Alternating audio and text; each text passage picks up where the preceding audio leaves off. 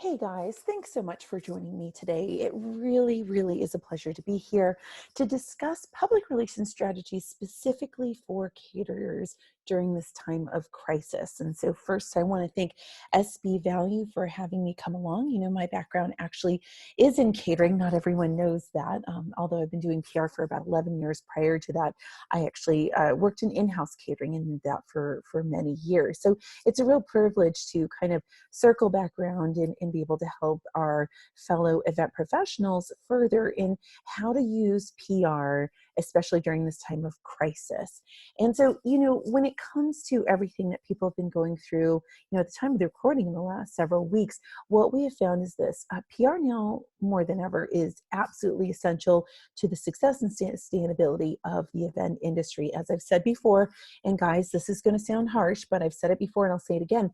No one's here to rescue us other than ourselves. And publicity is fast becoming one of the most essential tools to remain top of mind, to be able to stay in front of your audience. And, you know, during this time of crisis now, it is not lost on me, of course, that many of you are working. Well, I'm sure all of you are working significant amounts of hours. You're pivoting. A lot of you guys are doing takeout, finding other ways to keep, of course, the team motivated. I mean, there's a lot on your plate right now. So it's certainly not lost on me that it's a huge responsibility for me to come in here and convince you need to add something to an already very full plate. But I do appreciate your time today because I do feel strongly that PR is one of the things that we should all be doing and all be doing on our own right now, representing ourselves as we head towards the other side of this. So forgive me, I'm going to be academic for about a minute here, but I think it's important we all start by being on the same page about what PR exactly is and how it plays a role when it comes to crisis. So really the most simplest definition I like to give is PR is when you have a message and you're trying to get it out to an intended public. Now, typically, when we're not in the middle of COVID-19 crisis, it would be, I'm an amazing caterer in my market. I'm the best in my market. I'm the best who does bar and bat mitzvahs in my market. I mean, whatever that message is. And your intended public tends to be the folks that you're targeting for business, those in a position to refer business to you, to hire you again. And with PR in particular, that message is being connected to that audience through the media. And so we're using the media. And a lot of people would say, well, isn't that advertising? You would be correct. Advertising is very similar. You have a message, you're trying to get it out to an intended public, and at the end of the day, you are utilizing the media. The big difference, and it's important to know between the two, is with advertising, there is an exchange of money, which actually works out well for a lot of people because what it is, it's a controlled time and space. You say when it goes out, where it goes out, how it goes out, the length of time or what it looks like.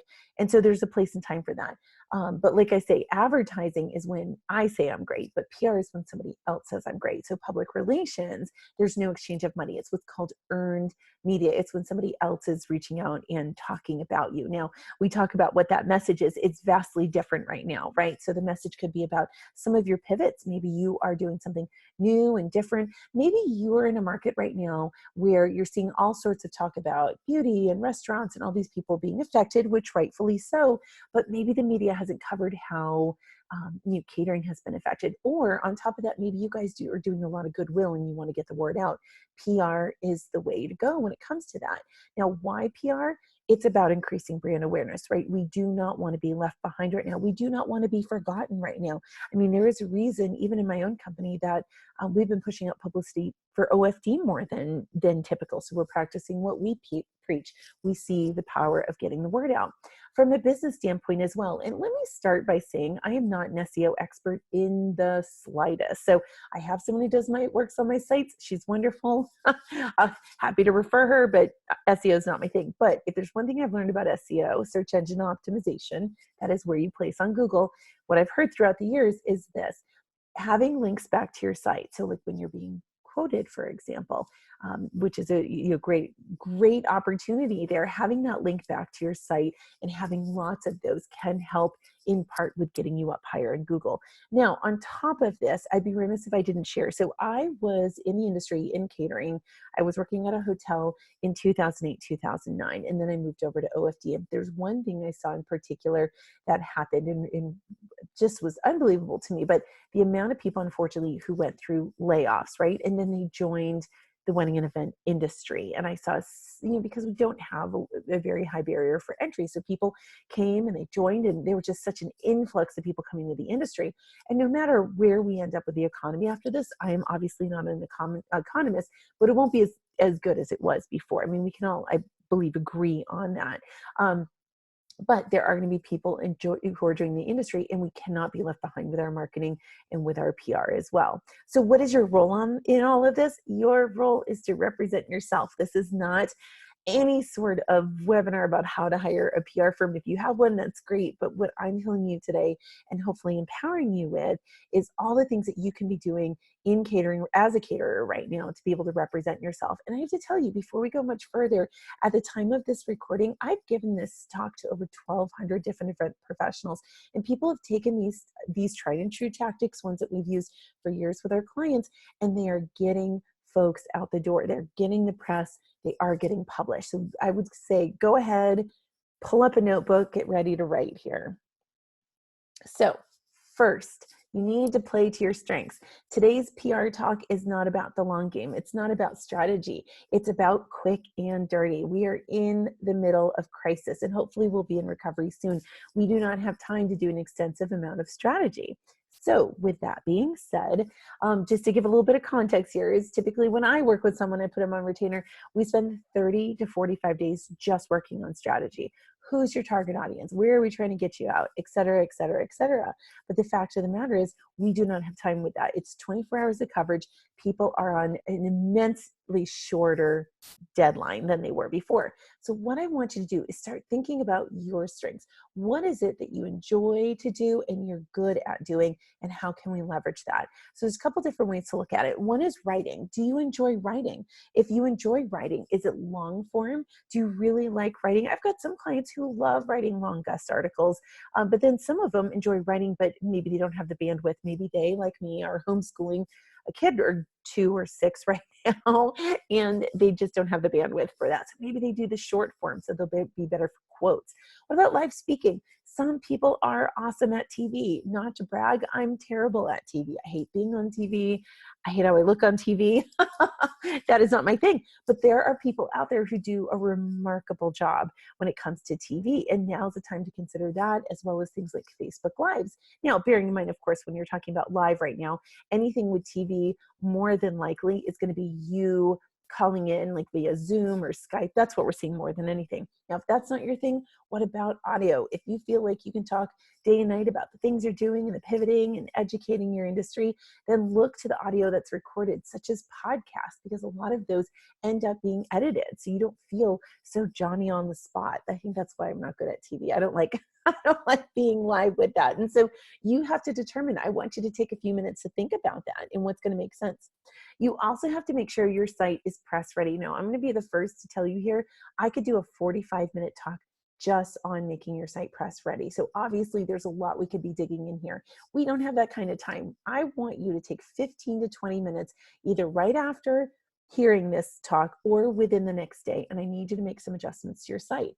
Now, I recognize, as someone who's worked for other people, not everybody here works for themselves or has direct access to their site.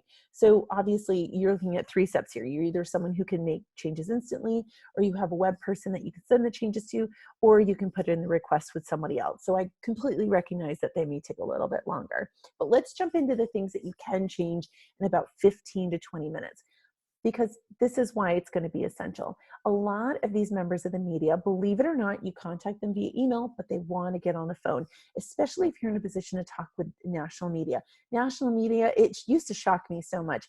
Everything is on the phone. They're always calling. And so these guys typically what they would do is ask you your questions and ask some background questions, but they don't have time for the background questions right now. They have to pull from your website.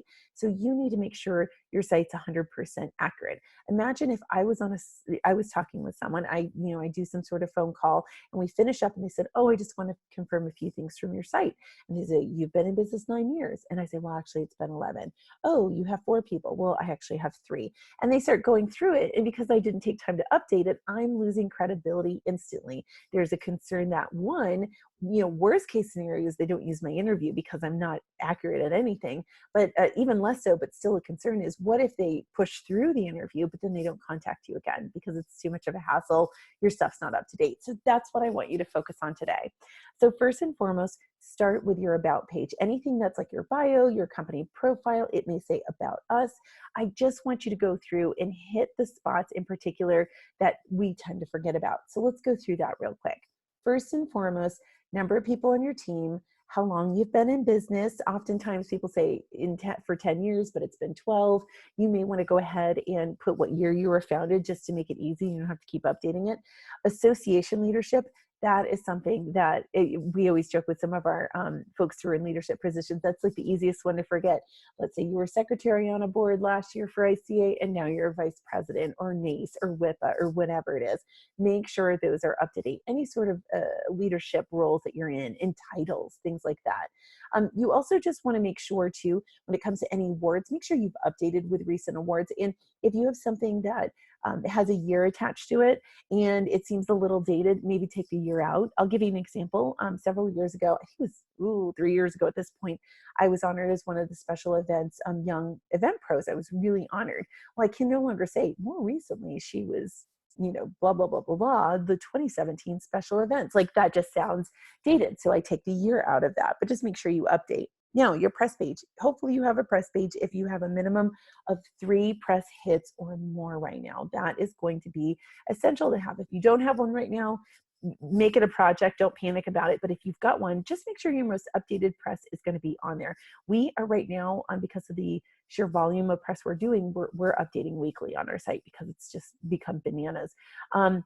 You also want to make sure if you have a press page, you have a press contact on there. That press contact could just be your email address, but it could say, for media inquiries, please contact, and then you put your name at abccompany.com. If you have 5 minutes to spare, create an email where it's press@abccompany.com, whatever your website is. At the bottom, what I would consider too is something called media resources. So you scroll down under your press, it says media resources. It's a place to download your bio, your headshot, and your logo. Things that are quick and easy for these folks to be able to get. Because here's the thing, I'm not a member of the media, so I'm not trying to represent them here, but at the end of the day, I spend a lot of time with them. And anecdotally speaking, if you can make their lives like super, super, super easy, they're really going to appreciate that. Also on your contact page, now is the time to have a phone number and email. If you've got a contact form, that's great. It cannot be the only thing on there, which I know sounds painful because some people really just want their form on there. But imagine you're someone with CNN, for example, and they reach out to you and they want to reach out and it's a contact form and it's your name. Okay, great. That's easy. Email, got it. But then it's like, what's your event date? What's your event budget? These are all things typically that's going to be required that they can't answer. And it's a pain. So then they go on to the next person. So ultimately, you just need to make a few tweaks to get started. And of course, you can do a lot more if you find yourself with a little bit of downtime to work on that. Now, who is this essential for? Really anyone pushing out PR, but especially those in particular who tend to be on the first page of Google for what it is that they do. So if you're a Chicago event caterer and you pop up on the first page of Google, there's a much bigger chance that you're going to be contacted by the media, unless of course you're really going out there and putting yourself out there, then of course that increases the chances. So make sure you prioritize that before you do anything. Step 1, I need you to think about your messaging. This is going to be key, and you need to take a few minutes to do this. Even it sounds a little woo-woo, but it's absolutely essential to do. And let me tell you why. So a few weeks ago, and I mentioned, so I'm homeschooling my 6-year-old along. My husband and I are doing that and working, 50, 60 hours a week. So it's a tale as old as time, or at least as old as 4 weeks old. I'm sure I'm not the only one in the audience who's done that. And so one of the things we did though, is we set up a mystery reader program every day at 10 a.m.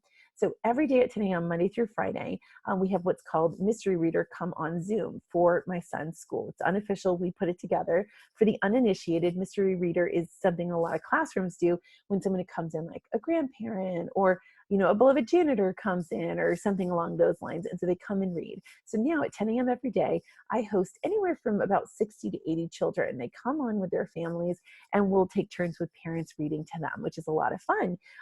So here's the downside of that. I thought, oh, this is fun. I want to do it for the kids. And we really loved it. But the problem is, as someone who works in virtual stuff all the time, suddenly I had 70 families who had never heard of Zoom before.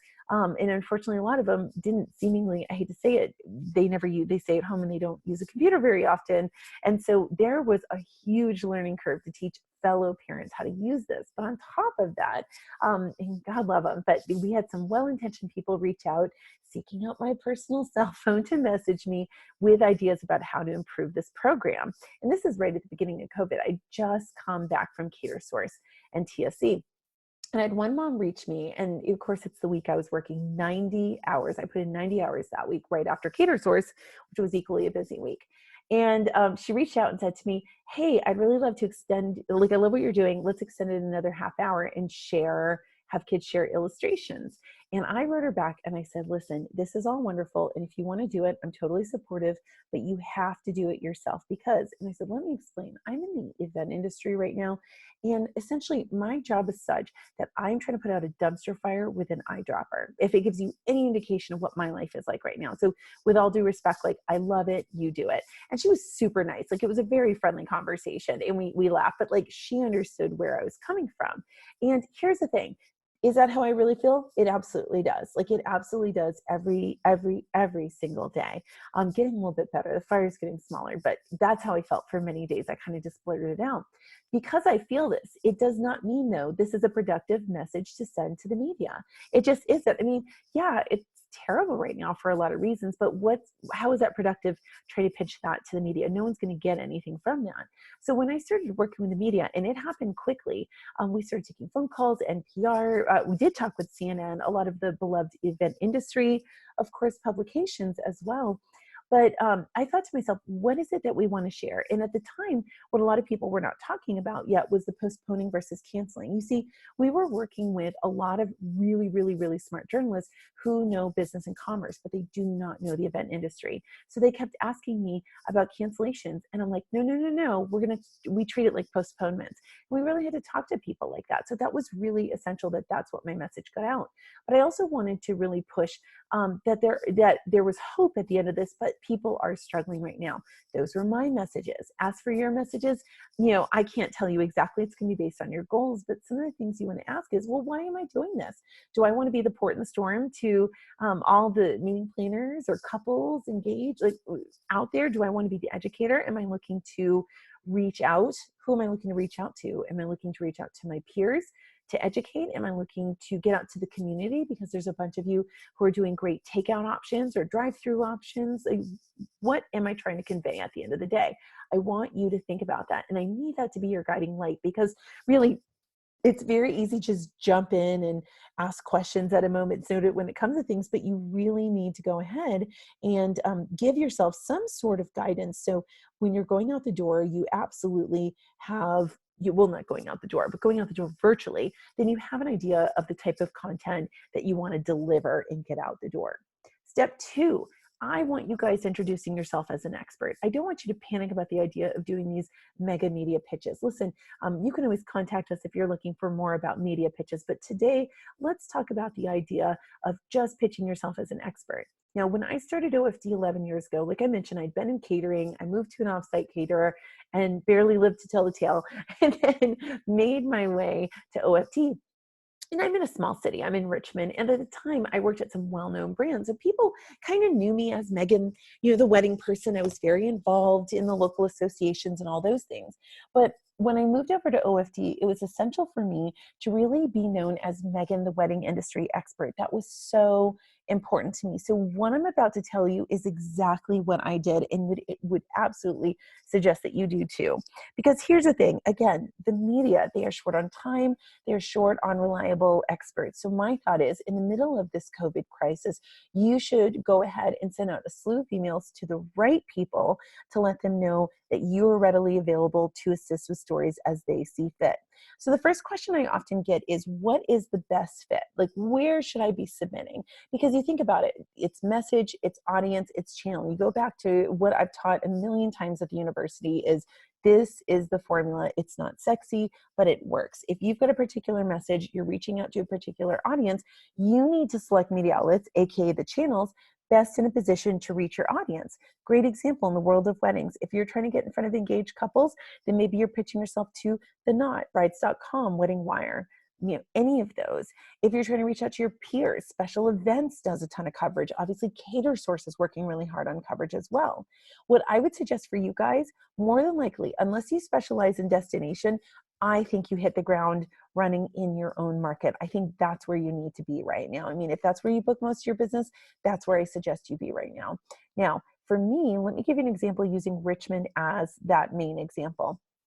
So Richmond, third tier city, we have richmond.com, which basically owns a ton of the media outlets, including the newspaper, the Times Dispatch.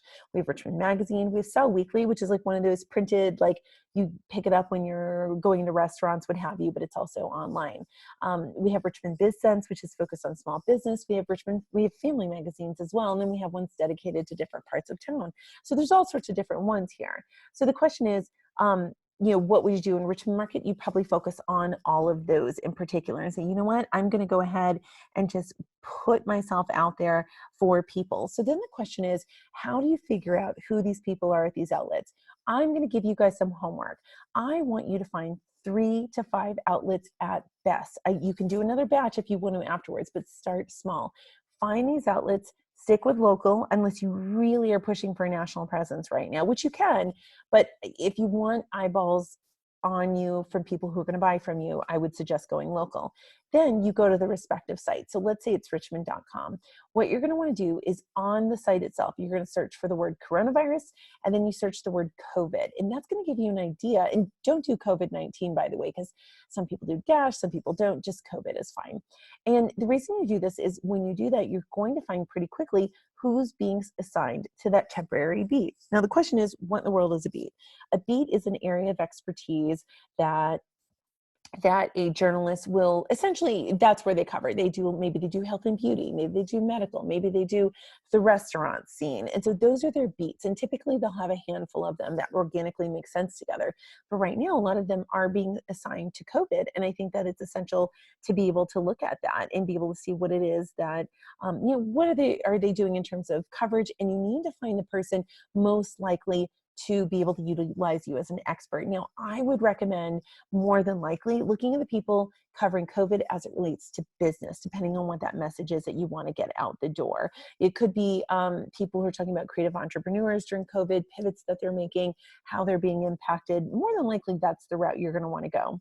In terms of pitching yourself as an expert, stick to email only. Now, you can find a lot of these journalists, of course, on Twitter. And so you might find that they would go ahead and put something, like go check them out on Twitter, and they might have something that says, hey, pitch me, you've got this, and they'll put their email address in there. But otherwise, you're going to have to seek their email out and send them an email pitch. Now, the question I always get, and I'm going to admit this will be the hardest part of it, is how do you find their email address? Now, I'm going to brag for a second. That is my one superpower. I'm really good at internet stalking journalists. So I'm going to give you all my tips, quick and dirty tips to find journalists. So let's say you've settled on 3 media outlets and you've found the right person, someone who's writing about COVID, someone who's covering business, someone who might be able to utilize you as an expert. If you are lucky, there will be a staff page and it will list all the people writing there, including the person you want and their email address. If you're unbelievably lucky, the byline, if you hover over it, might have the person's name followed by their email address. That happens about 5% of the time, but it's a glorious 5% of the time when it does happen. Otherwise, you have to hit the ground running. They either are a staff writer or they are someone who is a freelance writer. Now, if they're a staff writer, here's the secret. You do not have to find their exact email. I mean, that would be perfect. Just Google Amy Smith and Forbes or Richmond.com, and then it pops up, but that rarely happens. Instead, find an email address that is very similar. Like find an email address of any staff member there, with the exception of advertising. Sometimes that's usually just like sales at ABC newspaper. So you want to find anything. So maybe you find John Brown instead, and you see that his email address is john.brown@newspaper.com. Well, then Amy Smith, more than likely the formula is first name dot last name at newspaper.com. That's how you're going to figure it out. Now, if they're a freelancer, it's a little bit different. Oftentimes you run a search, you'll see that they write for a lot of publications and they will have a website. A lot of them have a dedicated website, and they may even have a contact form, which you can use, but you're not going to almost never find an email address there. They don't want to be pitched as often if it's humanly possible. And there's a reason for this. The number of people pitching to the media the ratio was 1-to-1 10 years ago. It is now 8-to-1. And I would venture to gather the ratio is a lot higher right now, to be perfectly honest. So when it comes to that. And so they don't want to get all sorts of irrelevant pitches. They want things that are relevant to what they're doing.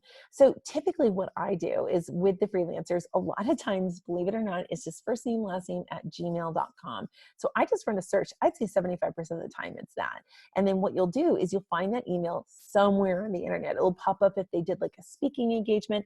I often find it in like alumni directories or trade show directories or things like that. And so that's what you're going to do. Now, what do you email them exactly? In the subject line, don't make it cute, make it quick. Just say COVID crisis introduction, expert introduction, something like that. Very, very easy. You're going to only have about 3 seconds, I would say, to catch their attention. Start with a greeting. I tend to be a good afternoon, good morning, what have you, when it comes to that. But some people like hello or hi or what have you. First name, make sure you get the name right. I know that sounds obvious, but when you're pitching 3 emails at once, oftentimes it's easy to get them mixed up. I did it a bunch of years ago with TechCrunch. It has haunted me for like 7 years. So do not do that. Then you want 3 paragraphs. First, explain why you're writing. Hi, Amy. I hope this finds you well. I've been following your coverage of the COVID crisis for Richmond.com, and I'm taking a moment to reach out to introduce myself as a contact, as an expert for future coverage. So just first paragraph. Next paragraph, give them 2 to 3 lines, sell them on why you are an expert. I've been the owner, I've been in hospitality for 17 years. I've been in Richmond's small business owner. I do X, Y, and Z. Third paragraph, optional, but I would highly recommend you do it. You need to go ahead and let them know how you can make their job easier. That is what it's all about right now. And so even if they get your email and can't use you right now, hopefully they can utilize some of your colleagues as well. So tell them who else you can introduce. I've been a longtime member of NACE, ICA, WIPA, ILEA in town, and make sure you spell it out and say, I'd be more than happy to, if I'm not a fan, I can certainly introduce you to other experts. In addition, I know other caterers, what have you, whatever you can do to make it easy on them. Include your phone and your email and just get out of there. And then the question is, of course, should I follow up with them? The answer is no. The answer is never. You do not follow up unless you have something to follow up with of substance. People, journalists in particular, hate when you follow up just to confirm receipt. They got your email. 99% of the time, they've got your email. And believe it or not, true story, I can't tell you how many times I have pitched journalists over the years, and they write me 6 months later, 9 months later, and they'll say, oh, hey, yeah, we can't use this right now, but can you help on this? Like, that actually happens. Here you're going to see a sample media pitch worksheet, which I have also shared with FB Value. So feel free to use it. It breaks down exactly what you need to be doing, as well as something that's worked well for us. Now, if you want to go ahead and really take a step in the right direction, one of the things that you can potentially consider is, in addition to introducing yourself as an expert, is if you can offer them a couple of compelling stories, maybe along the lines of how COVID is impacting couples or the industry as a whole, or on entrepreneurs, or maybe there's a working parent angle that hasn't been done yet. But if you do that, then what you would do is, I'm reaching out, introducing myself as an expert, have a couple story ideas. This is who I am, 2 to 3 lines, add an additional paragraph with this in mind. I've got a few story ideas, and then go ahead and wrap up and let them know how you can make it happen. Now, I mentioned to you that at my house, we are doing this mystery reader program for bunches of kids all over my son's school. It's informal. I'm putting it together as a parent. And I happen to notice one of my contacts over at Good Morning America online on .com was doing a bunch of family related articles on how kids are staying connected. And it was focused on like family and grandparents. I thought to myself, you know what? She hasn't covered how schools are staying connected. This was like the first week it was all going on. So I reached out. I did a very similar formula. I refreshed her memory on who I was. And I said, listen, I've got this angle. I thought it'd be kind of fun. And here's a video and pictures of my husband. And yes, that is my husband. He's wearing the scarf. He's wearing a rainbow hat. He was the first mystery reader. I did not know this at the time, but he stayed up late the night prior to get an outfit ready for himself. And so I sent this along and she covered it, and later Fortune magazine covered it as well. It was just really, really fun to be able to, be able to see that. And I thought it was really, really awesome. So I was in particular really happy about that one because we were able to offer something that hopefully inspired others. Next, you need to be mindful of what you're qualified to talk about and what you're not qualified to talk about. This is very, very important. As members of the hospitality industry, we are people pleasers. We can't help it. And so when a reporter asks us a question and we don't 100% know the answer, sometimes we try to answer it the best way we can. And I've got to tell you, this unfortunately does not help people at the very end of the day. And so you need to think about, when it comes to COVID, what you can't cover. Let me give you a few examples. So, well, first of all, I'm assuming most of you probably not also medical professionals. And so you need to stay away from anything medically related. I know it sounds obvious, but sometimes in the moment we just like burst out with an answer and then think, oh God, I shouldn't have answered that. The two things I'm seeing a lot on though would be contracts as it relates to client contracts, and then also insurance. So unless you've been, we do have a few people who are also lawyers. I have a wedding planner who's also a lawyer, and she got introduced to People magazine yesterday because really, for an article, no one else, like who else was going to cover that, in my jurisdiction. And so that made sense. But otherwise, I'd leave the contract to the lawyers. I'd leave the insurance to the insurance agencies. And here's the thing. I don't want you to say no to them. I want you to say, I'm sorry that I can't, but here's someone who can help you out. That's what I did. Caroline Fox is a longtime friend of mine. She's the owner of Engaged Legal Collective, and she is a lawyer for the wedding and event industry. She's brilliant. She's my lawyer. I adore her. She's here in Richmond, easy to catch, always very wonderful about answering questions and what have you. And so with her in particular, what we did was, I said to her at the very beginning of all this, I said, hey girl, things are getting crazy. Can I bug you on occasion if I really need you for a source? And she said that was fine. She was very, very generous with that.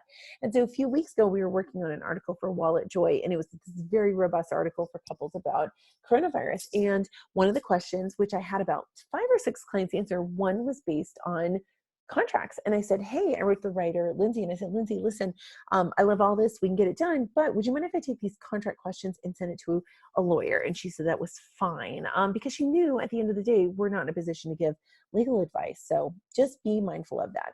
Step 3, I want you to do this immediately. Join Help a Reporter Out. It should be helpareporterout.com. It's also known as HARO. What in the world is HARO? I'm glad you asked. HARO is a brilliant program that was founded by Peter Shankman, a very, very, very smart publicist many years ago. I've been on this a decade. So he sold it to Cision and Vocus and what have you. It's a PR program. And what it does is it basically says that we are all sources. We are all, no matter what it is that we do, we are an expert at something. It could be being a caterer. It could be having chronic back pain. It could be, unsuccessfully homeschooling a child. That would be what I'm good at right now. And so, or like putting a mystery reader program together. And so what it does is this: you sign up as a source, okay? And then you get free emails 3 times a day, Monday through Friday, with the exception of holidays, Monday through Friday. And the way that would work is that you would be able to get these great emails where you're going to see a query. It's going to look just like this. And it's anywhere between like 20 and God, I've seen well over 100. So you want to skim it, and you basically want to see what press opportunities are available. There are people already working on stories. So let me give you a great example right now. So this is one that we saw a few weeks ago. So just for the sake of, argument, I want you to be able to see what it looks like. So first and foremost, at the very beginning, it's clear what they are looking for. So this one says, fine dining restaurants adapt for coronavirus. And this came out March 16th. So obviously that was a bit of a time ago, but this was newer at the time. And what they saw was there were some fine dining restaurants in Seattle in particular who were doing takeout and drive-through, which was fine dining. That was very unusual. And so it was very clear what they were looking for. And as you can see, there's an email address. So the email address looks a little funny because what Haro does in order to protect the identity to a degree of the journalist, they don't include the real email address. Instead, they say, okay, this is what, this is, you just press on this and it'll take you to them. Now this says for the media outlet, it says anonymous. And I will tell you, there's two ways to go here. Anonymous could mean they're just a really small site, or it could mean they're a really, really big name and they just don't want to get inundated. And so that gambles up to you. Then there's a deadline. You can see here it was 9 a.m. Eastern on the 16th of March. And I will tell you, if you send it in, your answer's at 9:01, they're just going to send it back to you. So then the query, it says fine dining restaurant, da-da-da-da-da, switch to delivery. I'm writing a story on what fine dining restaurants are doing to get through these difficult days. If you have any fine dining clients who are making changes, please let me know. And so what they do is they say, listen, this is what I'm working on and this is what I want. So the question is, how do you deal with that? Well, you click on that email, you introduce yourself, do a brief reading with your name, why you're writing. I'm taking a moment to reach out because I saw your Haro query on X. Now, why do you say what X is? Because maybe they've sent out a bunch of Haro queries. And then from there, you give them the answers. That is it. You do not expand beyond that. I am a fine dining restaurant based in SoCal. This is what we're doing, yada, yada, yada. Tell them how you can help them further. Include your contact information and get out of there. Okay, guys, you don't want to like pitch something else. You just want to do it that way. So your top tips, keep it brief. Whatever you do, just keep it brief. Keep your expectations in line. I will tell you, I probably get picked up about 20, 25% of the time, which sounds small, but that's actually really, really good for her. But I've also been doing this 11 years. So I would hope that I would have a decent rate of pickup. But I would say people are more likely to be picked up 5 to 10% of the time. So just be careful with that. And you really, really don't want to go off topic. That is going to be essential. So that basically means if they're asking for 3 things and then you write them and answer it, but also pitch them something else, or worse, you don't answer it and you just pitch them instead, that is a great way to get blackballed pretty quickly.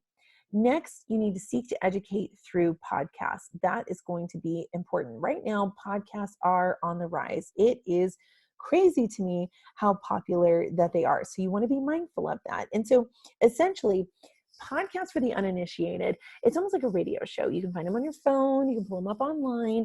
And bunches of years ago, there was one that came out called Serial. It was basically a murder crime podcast. It was very addicting. It was very well done from the people of This American Life, and it went mainstream. And as a result, now tons of event and wedding industry related podcasts have popped up. And what's great about podcasts, which I always think in particular, is it allows you to share your portfolio through the idea of expertise and also your personality. And those are, statistically speaking, at least in social events, those are the top 2 things that prospects are looking for when they're chatting with you. And so this is a great way to reach your audience and do it from the comfort of your own home. So why do we do the podcast? Again, because it's also going to be that content that you're giving out there. It's showing your expertise, your veteran status. You can get those links back to your site. Of course, that's great for increasing brand awareness and also be able to share your personality. But you need to ask yourself, are they in line with my goals? If I take the time to pitch myself, prep for it, and then spend an hour on there and then promoting, is that going to be worth it for me? And then you'd have to really ask that for yourself right now, according to the message, audience, and channel. Now, I'm giving you a great example here. So this is Christy Osborne, very, very smart. She is a FEMA certified crisis communication for social media. I mean, you could not, and she works in the event industry. You could not find someone better right now to be talking about social media content as it relates to the COVID crisis. And so with Christy in particular, we were all at Caterers a few weeks ago, and I was doing an interview with The Wedding Biz, which is one of the leading wedding industry podcasts. And Andy and I were chatting at the end, and I said, listen, because the COVID stuff was just coming onto the radar. I said, are you covering any of this stuff? And he was like, you know what? Yeah, if you've got somebody. And I said, well, Christy Osborne, she's a client, she's a friend, she's so good on podcasts. She's a speaker here. I bet I could text her. So I write her, God love her. I wrote her at 11:52 a.m. I said, hey, you want to come do a podcast? And this is like a big deal. and she had to come up for noon. So 8 minutes later, dear Christy, gosh, love her. 8 minutes later, she's doing a podcast, and it went very well. And she did it because it was in line with her goals. It was a very well done episode, got a lot of eyeballs, or I should say ears on it. And then next, the question is, what are your options? There are so many out there. Catersource has their own podcast. They do a great job with it. Clint for that also does the Wedding MBA podcast, but you also have, you've got BizBash has one, you've got Wedding Industries, they've got, well, there's a bunch of wedding ones. There's This Week in Weddings, you've got, oh gosh, Weddings for Real. I mean, all you have to do is Wedding Industry Insider. I mean, I could go on, Wedding Bossness, so Planner and Training. So basically what you need to do right now is just run a search on event industry and catering industry podcasts and see what pops up, because we probably watch about, or like keep an eye on about 25 different podcasts. Now, things to consider. Let's say you come across a couple of podcasts and you say, you know what, I'm going to go ahead and give them a listen. Listen 2 to 3 episodes each. Consider, what are they covering, and do they have guests coming in? What is it that you know, and how can you lend to that conversation? Are they covering COVID? Have they had a caterer yet? If they haven't, like, what could you bring to the table that would be different? And remember ahead of time to be clear on what you know and what you don't know about the coronavirus. Now, a lot of these places, like Weddings for Real, they could have a form, which is awesome. The form will tell you exactly what you need to send in. It's typically basic information. They want your website, your social media. They'll want you to pitch them. If it's an email, treat it very similar to what it is that you're doing with the media pitches that we talked about as well.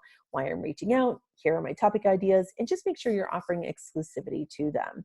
Now, if you do get picked up, it's important to make sure that you're prepping the host. You've got to make sure you go ahead of time and consider prepping the host so you can make life easier on them. Now, every host is going to be a little bit different, okay? Some of them are more improv. Other of them will formulate the questions ahead of time. It really depends.